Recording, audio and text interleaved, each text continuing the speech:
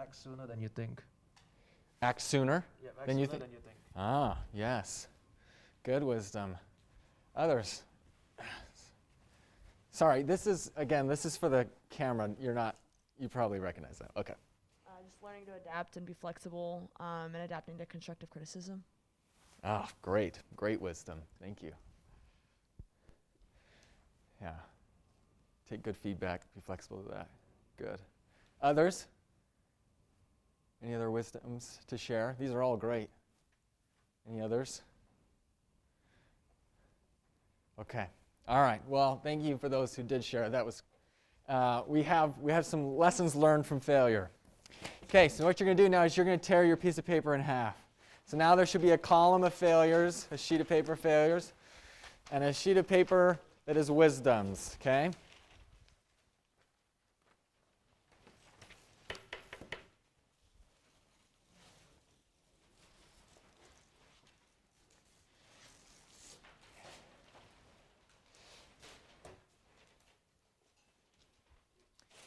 And, yeah, okay.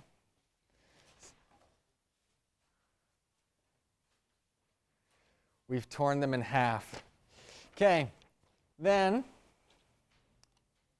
you're going to crumple them up, but not together, right? So you have to keep track of them. Failures, so you have a hand for each or whatever, okay?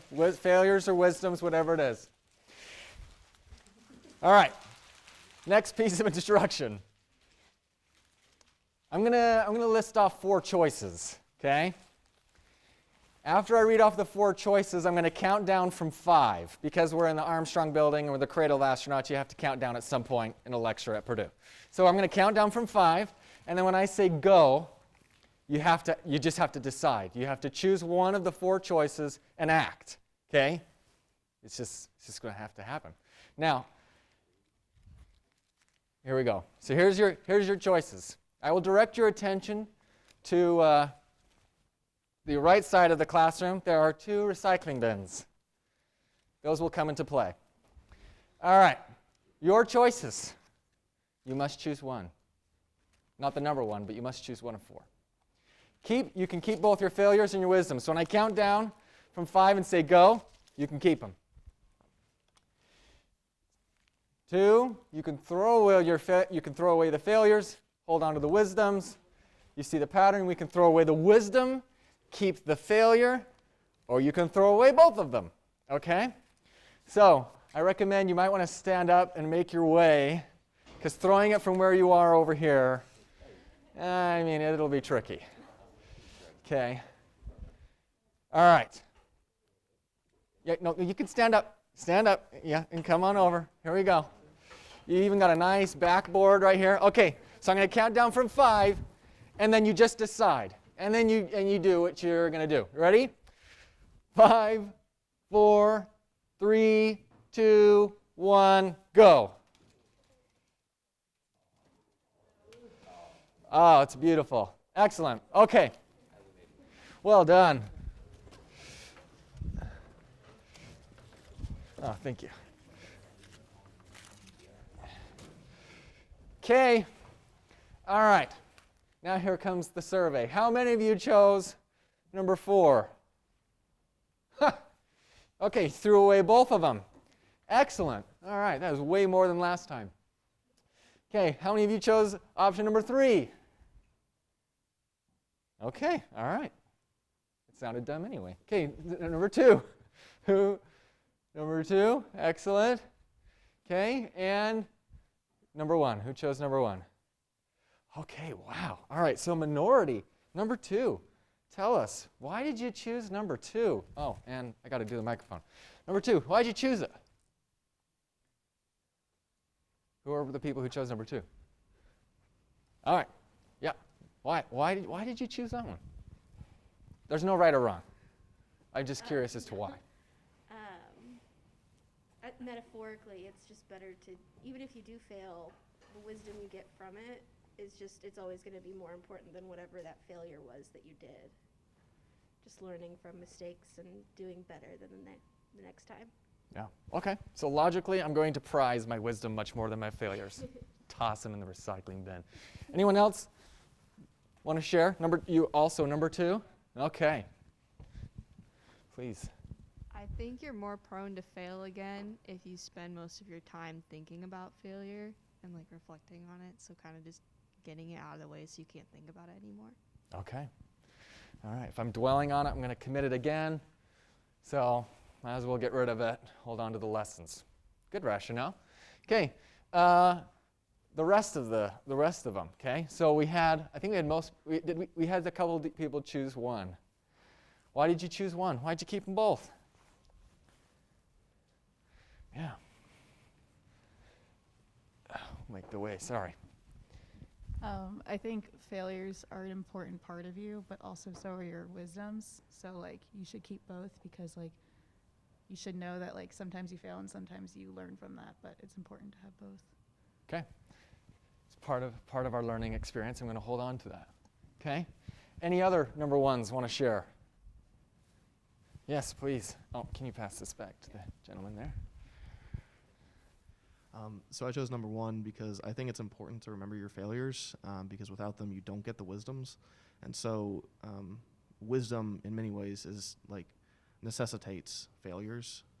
And so you're likely to fail again if you don't keep your failures with you. Okay. Great. Okay. We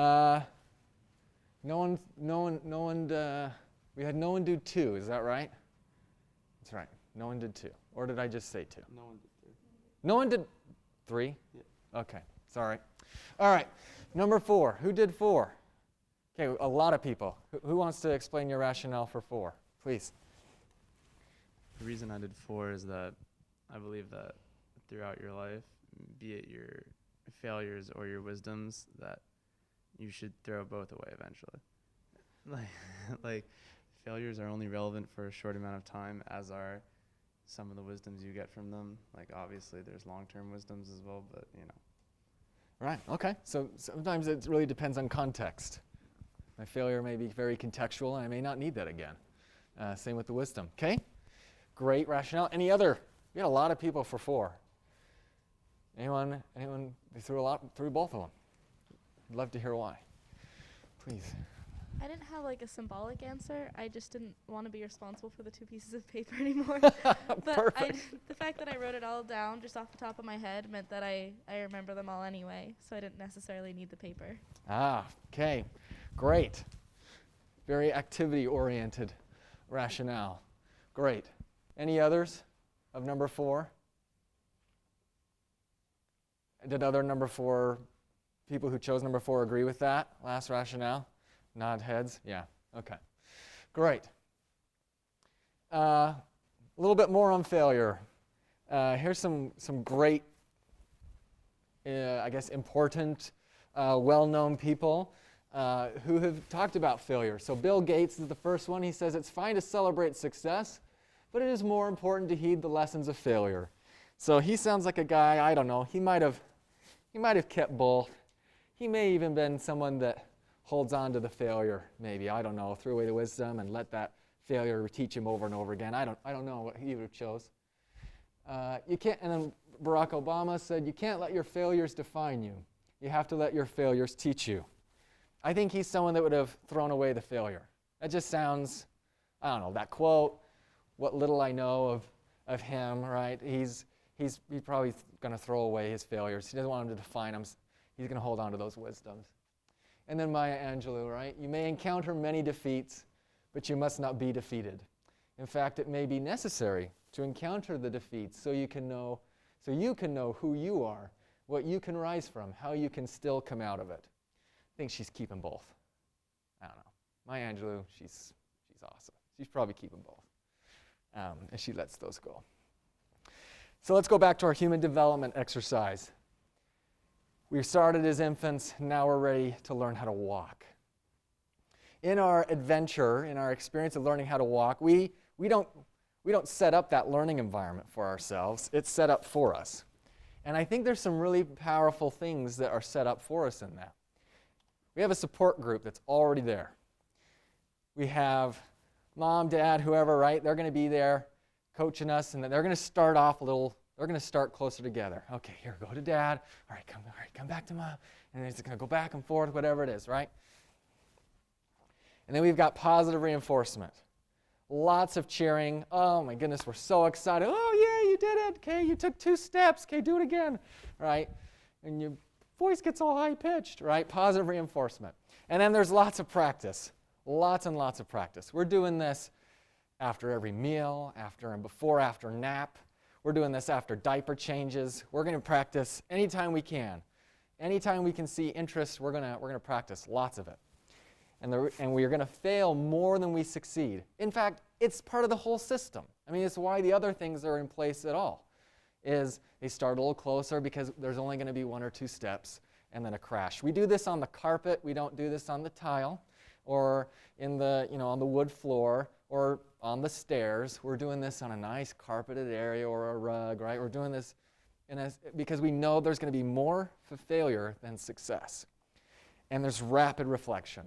Okay, as we were learning how to walk, we were taking a step and we were falling and we were thinking, okay, I can't move like that. I got to take these 2 steps and I can't put my head forward because my head weighs more than the rest of me and I'll just tip over. And so we were rapid reflection as we were doing these things.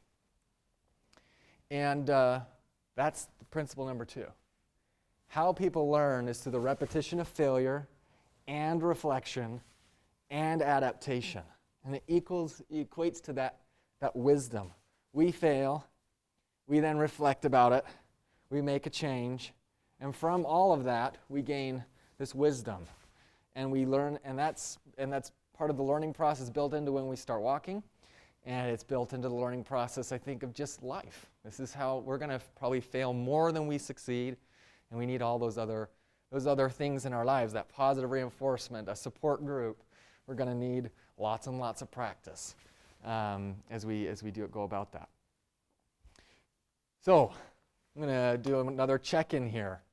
What questions do you have or comments about failure in learning or building environments for failure or anything along those lines? I check in with you. What questions, comments, insights, contradictions, anything you have? Yeah, please. Oh, yeah, please. Thank you for reminding me. Oh, long reach. How would this change in an environment in which success isn't clearly defined? Say that one more time. How would this change in an environment where success isn't clearly defined? Where success is, okay, so it's open-ended. We don't know what success looks like. It's a great question. What do you think? What do you think? I'll throw that back at you. What do you think about it? I think you always have to set a goal for yourself, but you never know if that goal is enough. That's my own thing. I don't know. Sure. So in my experience, so I think back about back in high school, I was the drama kid. I was there. I was in the drama classroom all the time. And we'd be working on plays and skits and things. And I loved this teacher. Mr. Moss was his name. He never said no. And so when we were creating a skit or doing improv, right, improv especially, there's no end goal in an improv, maybe except to make people laugh, but there's really no end goal. We're going somewhere, but we're not sure where it is. But we would say, hey, can I try this? I would like to try this thing. I think this would work for this scene. This is Hamlet or whatever. We're doing this scene. Can I try it? And he would never say no. He would say, let's see if it works. And we would do it. And he'd go, okay, what do we think about that? And we're like, well, it felt like this and it felt like that, and I wasn't sure, but I think it worked. And he'd go, I think it did too. Let's try it again. And we try it and we try it. And sometimes he'd go, no, I don't think that worked. That didn't feel right. Let's try another thing. So failure was defined then as anything that doesn't work towards our objective. Right? Our objective being either in an improv, maybe it's to somehow in the game, there's improv games, there's some rules, right? And in an organization where we're trying to innovate, and there's this open-ended question and we're not sure, we at least have these objectives that we set, or standards for ourselves that we say, we need to at least make these things kind of in place, but I'm not sure what that's going to look like. Let's just use that as kind of our measuring stick. That we're going to go try a bunch of things, and they're probably some will work, some won't, But let's go back to this objective, or let's go to this standard. It's not a goal, because we're not going somewhere. It's an objective of what we want to include, or some kind of criteria that helps us know that what is working and what's not. I don't know, I think in the environments where we've been the most creative or the most playful, most open-ended, think about my engineering classes where we build things. We know it's going to work if it does what we want it to do in the end. Well, I know my robot is working if it does this. And how I get there, I'm not sure. It's kind of a moving target, but I'm going to keep trying and work towards those kind of objectives. So I think in an open-ended environment, you might need some objectives or standards by which you kind of know where to play. Did that answer your question? Yeah, that answered my question. Okay, all right. Thanks. Great question. Great question. Any other questions, comments about failure in learning environments or failure at all? Okay, all right. Thanks for the question. Okay, so we're going to go on to the next stage of development. We've been in the womb, we've been outside, we've been walking. Now we're going to play. So play is so fun. I love playing, and I love watching my kids play. It's so wonderful because they play in lots of different ways. We play in lots of different ways. We experiment. We challenge. We get super curious and explore. We imagine. Right? I can't tell you how many Elsa dresses we have at our house, where we imagine, or we just let it go, we go into the unknown. All right, we tell stories, lots of stories. All right, we share with others. We slow down. This is one of my favorite types of playing, even as an adult, is just to slow down and just observe what's going on. We build, we tear down and start over. Right? That's what Legos are for, is to be built and then torn down and build something else. Okay? All right, so those are lots of different ways in which people play. You're going to watch a video, and you're going to look at some kids playing. You have another sheet of paper there. I recommend you can use that for this. I want you to write down as many lessons, life lessons potentially, or skills that these kids are learning as they're playing. Now there's going to be some wonderful ladies, and they're going to be sharing their insights. You can pay attention to them too, but you can really write down, I think you can get 20 of different life lessons or skills that these kids are learning while they're playing. Okay, and then be ready to kind of share some of the things that you found and observed. So all the different life lessons that they are learning. So for example, I'll just give you one, teamwork, right? They're going to be learning teamwork as they play. Okay, so stuff like that. Here we go.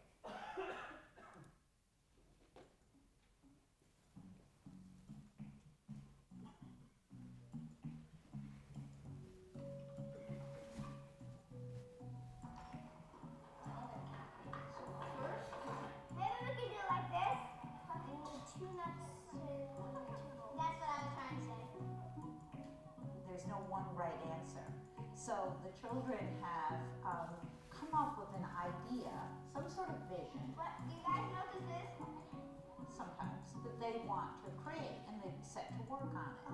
We're building a car. Let's hold it straight. You get to use your hands on it and go inside of it and ride on it. Kids look at it and they go, oh, I can do this. That automatically attracts them in. Oh, now we've used all the holes for the corners and we don't have any place to attach this thing that we want to attach. Oh, we'll have to take that apart, move it over a little bit, find another way. So they're challenging themselves. That would be a cool add-on. But how would we do that? And then the pails are going to go on the end. It's not a question of I got it right or I didn't. It's a question of what else could I try? Right.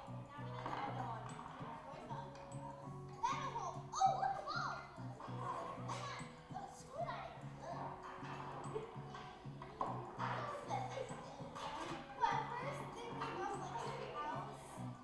But then it ended up that we wanted to make it portable and you could move it by walking.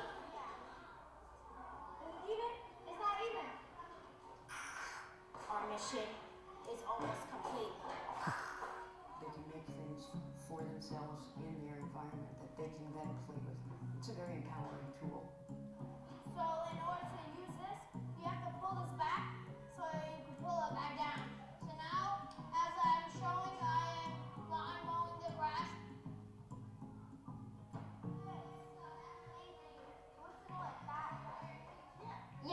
tweak it.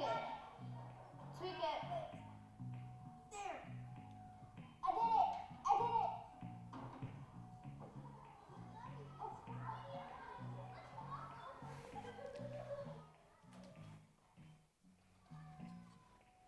Okay.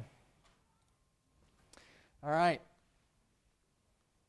What life lessons are they learning by playing or through play?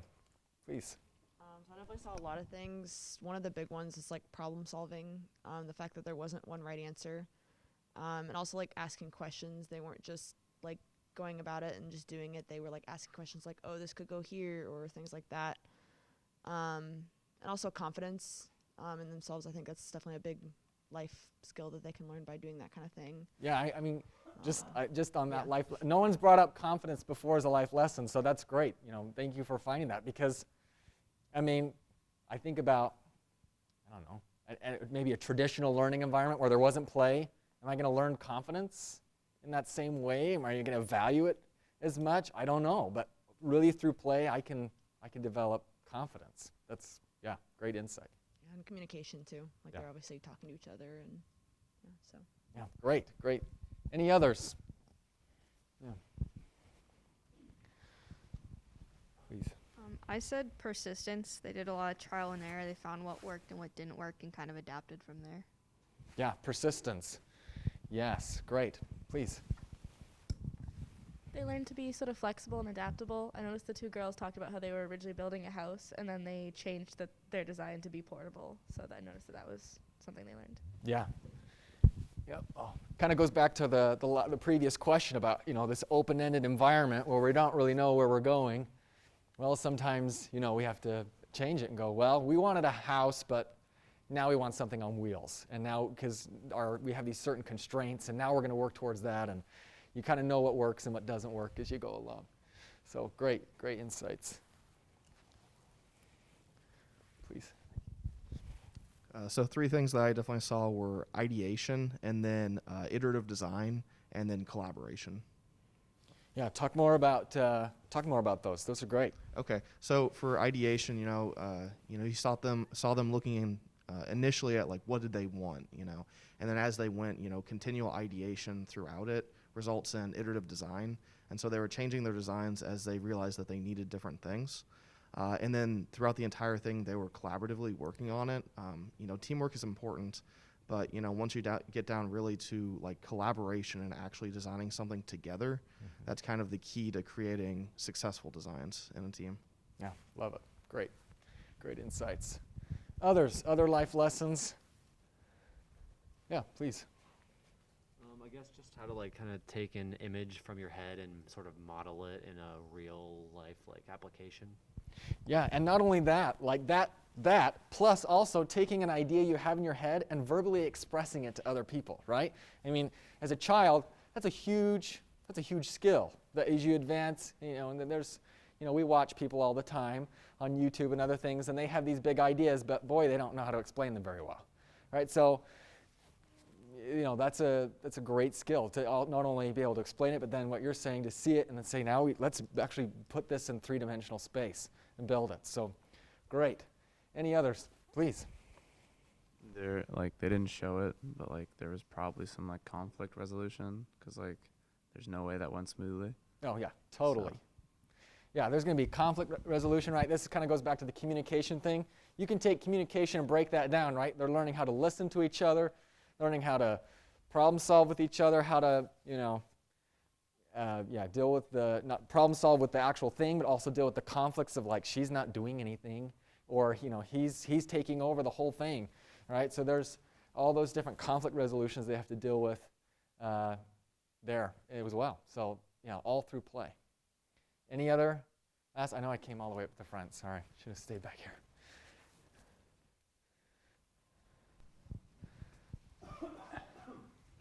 Yeah, please.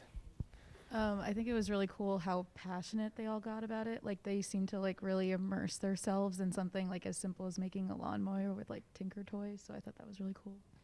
Yeah, that's actually a really great lesson.